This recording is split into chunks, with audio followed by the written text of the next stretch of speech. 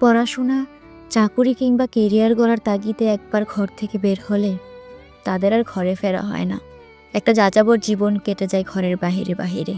নগরীর কোলাহলে, ব্যস্ত রাস্তায়, একা একা রাত জাগার ক্লান্তিময় দিনগুলোতে হঠাৎ মায়ের কথা মনে পড়ে।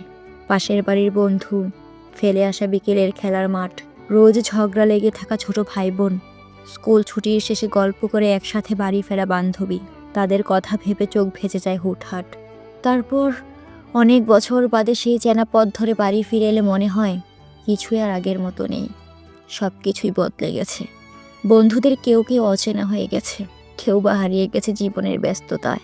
সেই খেলার মাঠে এখন ইট পাথরের দালান, সন্ধ্যার আড্ডাগুলো নিঃশব্দ হয়ে গেছে। ছোট ভাই বোনগুলো বড় হয়ে গেছে, নতুন ব্যস্ততা এসে কেড়ে নিয়েছে সেসব মধুর দিনগুলো।